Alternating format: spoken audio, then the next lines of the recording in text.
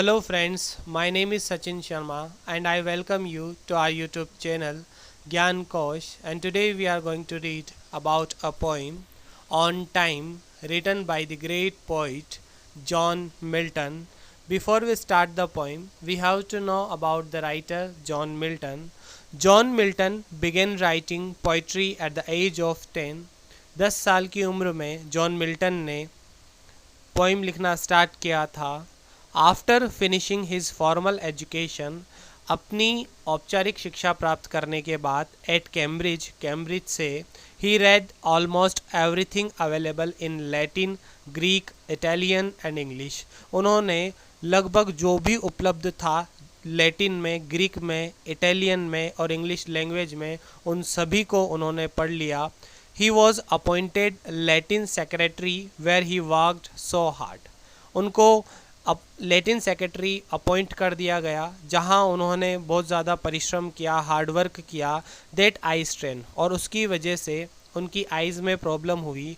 4 years of late night reading, और उस दौरान हार्डवर्क करते हुए देर रात तक पढ़ाई करने की वजह से, पढ़ने की वजह से caused him to become totally blind at the age of 45. 45 साल की उम्र में वो पूरी तरह से अंधे हो गए, और जब वो पूरी तरह से अंधे हो गए थे 45 साल की उम्र में, तब उन्होंने एक पोएम लिखी थी ऑन हिज ब्लाइंडनेस, और वो काफ़ी फेमस पोएम है मिल्टन द्वारा लिखी हुई। In the final years of his life, और उन अपने जीवन के अंतिम सालों में ही रॉट, उन्होंने लिखा paradise lost and paradise regained. ये दो उनका काफ़ी फेमस वर्क है, paradise lost and paradise regained, जो उन्होंने डिक्टेशन के थ्रू लिखा था। बिकॉज वो 45 की एज में कम्प्लीटली ब्लाइंड हो गए थे तो खुद नहीं लिख सकते थे, बट वो बोलते थे और कोई और उसको लिखता था। इस तरीके से उन्होंने अपने जीवन की अंतिम वर्षों की जो रचनाएं हैं, जो वर्क है, वो कंप्लीट किए। Let's start the poem on time. कवि अपने समय से, पोइट जो है मिल्टन, वो अपने समय से काफ़ी असंतुष्ट है, और उनका असंतुष्ट होने का कारण यह है कि उस समय में लोग एक दूसरे से ईर्ष्या करते हैं, झूठा दिखावा करते हैं, और बिल्कुल निकृष्ट गुणों से, अवगुणों से ग्रसित है। इसलिए वो ऐसे समय को संबोधित करते हुए, उसको एड्रेस करते हुए कहते हैं, fly envious time. Envious time से यहाँ पर जो पोइट है उसका मीनिंग है वह समय जबकि लोग एक दूसरे से ईर्ष्या करते हैं, ईर्ष्या से ग्रस्त है। तो ऐसे टाइम को पोइट संबोधित करते हुए कहते हैं, फ्लाई एनवियस टाइम, हे ईर्ष्यालु समय, तुम चले जाओ, टिल दाउ रन आउट दाई रेस। अब यहाँ पर जो रन आउट है उसका मतलब है फिनिश करना या कंप्लीट करना। जब तक कि तुम अपनी रेस को, अपनी दौड़ को पूरा न कर लो, तब तक तुम दौड़ते चले जाओ और यहाँ से चले जाओ। कॉल ऑन, कॉल ऑन का मतलब होता है अपील करना, आग्रह करना। On the lazy leaden stepping hours. Lazy leaden stepping hours का मतलब है, लेजी लीडन मतलब वो समय जो हमने व्यर्थता में व्यतीत किया है। Stepping hours, lazy leaden stepping hours का कंप्लीट मीनिंग होगा वो समय जो हमने निरर्थक या बिना मतलब के काम को करके किए व्यर्थ कर दिया है, उस समय से कवि कहता है। कोलोन, कोलोन का मतलब होता है, this is a phrasal verb, और इसका मीनिंग होता है आग्रह करना, अपील करना। तो जो पोइट है वो टाइम से अपील करता है, आग्रह करता है। कोलोन, आग्रह करता है, the lazy leaden stepping hours, उस समय से जिस समय में हमने निरर्थक या बिना मतलब के कार्यों को करते हुए जिसको हमने व्यतीत कर दिया है। Whose speed is but the heavy plummet space. Heavy plummet space मतलब होता है, हेवी प्लमेट्स का मतलब होता है जो हमारी घड़ी का पेंडुलम होता है वो। तो इस लाइन का जो मीनिंग होगा वो ये होगा, हुज स्पीड, जिसकी स्पीड है, is but the heavy plummet space, घड़ी के पेंडुलम के समान जिसकी स्पीड, जिसकी गति बहुत ही धीमी है, उस समय से, उस टाइम से पोइट आग्रह करता है, अपील करता है, कॉल ऑन करता है चले जाने के लिए, और कहता है एंड ग्लट दाई सेल्फ, और तुम खा लो, जितना तुम खा सकते हो। विद वॉट दाई वूम डिवॉर्स, वूम का मतलब होता है पेट, और डिवोर्स का मतलब होता है ग्रीडीली ईट, मतलब लालच पूर्वक खाना। तो जो पॉइंट है वो कहता है एंड ग्लैड दाई सेल्फ, और तुम सब खा लो, वॉट दाई वूम डिवोर्स, जो तुम्हारा पेट खा पाए। और यहाँ पर किन चीज़ों को पॉइंट खाने की बोल रहा है, उस समय की उन दुर्गुणों को खाने की बोल रहा है, जैसे ईर्ष्या, एक दूसरे से दिखावा करना, है ना, जो निकृष्ट अवगुण है उनको यहाँ पर पॉइंट खाने के लिए बोल रहा है टाइम से, कि उन सभी अवगुणों को तुम खा जाओ जितना खा सकते हो। Which is no more than what is false and vain, which is no more, वो हमारे लिए कुछ नहीं है, सिर्फ वॉट इज़ फॉल्स, वो सब झूठा है, एंड वेन, और व्यर्थ है, एंड मेयरली मॉर्टल ड्रॉस। यहाँ पर जो मेयरली है, मेयरली का मतलब होता है ओनली, मॉर्टल, मॉर्टल का मतलब होता है नश्वर, मतलब जिसका एंड होना फिक्स है, जिसका अंत होना निश्चित है, उसको हम बोलते हैं मॉर्टल। और ड्रॉस का मतलब होता है यूजलेस, बिना काम की, घटिया चीज़। तो जो राइटर है वो कहता है कि जब तुम उस टाइम से आग्रह करते हुए कहता है कि तुम जितना खा पाओ खा लो, और जो तुम ये खाओगे ना, which is no more than what is false and vain, वो सब कुछ दिखावा और व्यर्थ है हमारे लिए।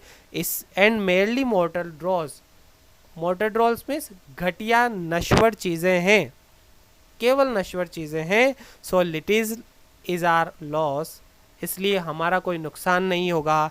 And so little is thy gain, और तुम्हारा कोई फ़ायदा नहीं होगा। इन दिस स्टेंजा पोइट वापस से उस एनवियस टाइम को एड्रेस करके कहते हैं, for when as each thing bad thou hast entombed, entombed का मतलब होता है बरीड, दबा दिया, दबा देना। फॉर वेन, और जब, एज ईच थिंग बैड दाउ, तुम प्रत्येक बुरी चीज को हैस्ट एटॉम्ड, दबा दोगे, मतलब तुम पूरी बुराइयों को, सभी बुराइयों को दफन कर चुके होंगे।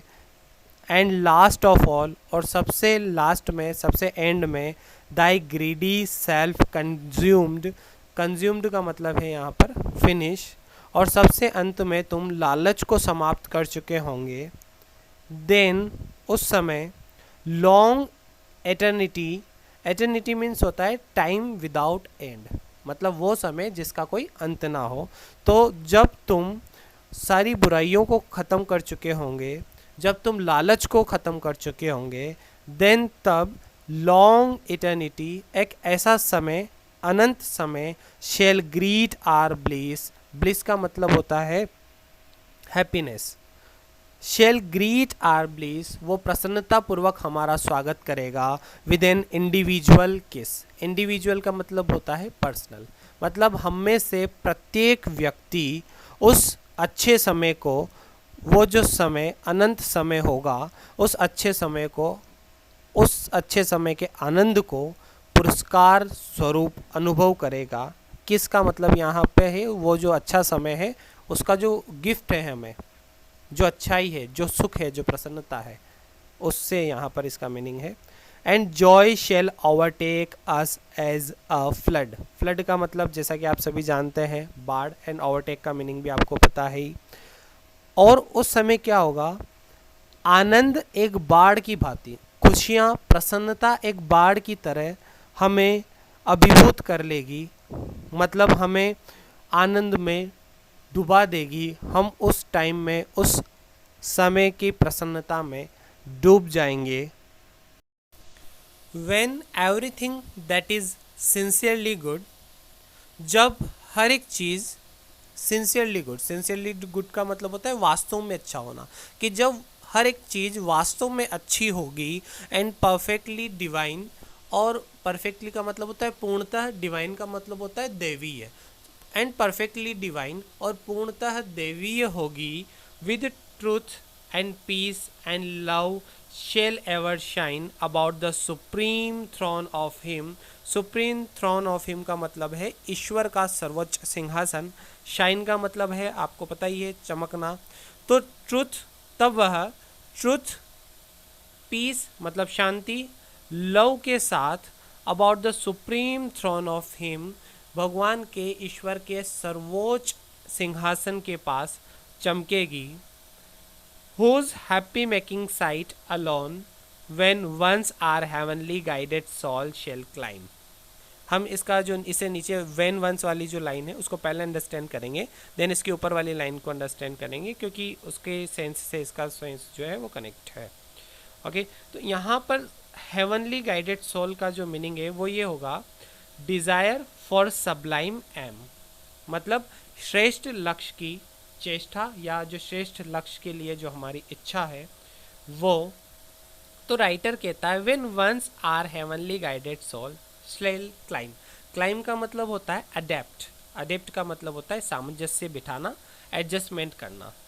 तो when once our heavenly guided soul, कि जब हमारी श्रेष्ठ लक्ष्य को प्राप्त करने की इच्छा रखने वाली हमारी आत्मा सोल शेल क्लाइम, सामंजस्य बिठा लेगी किसके साथ, whose happy making sight alone. Happy making sight मतलब, हैप्पी मेकिंग साइट का मतलब है यहाँ पर प्रसन्नता देने वाले जो दृश्य हैं उससे।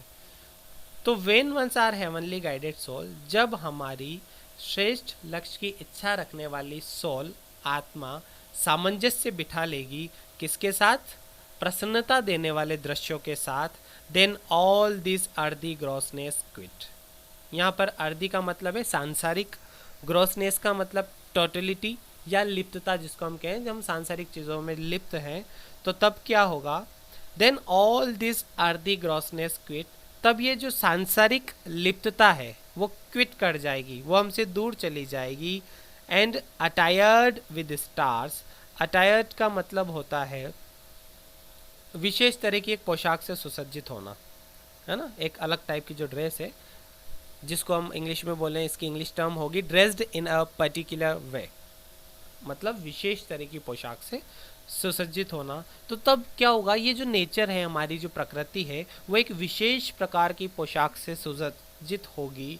We shall for ever sit, और हम हमेशा रहेंगे ट्रम्फिंग ओवर, विजेता की तरह, हम हमेशा विजेता की तरह रहेंगे।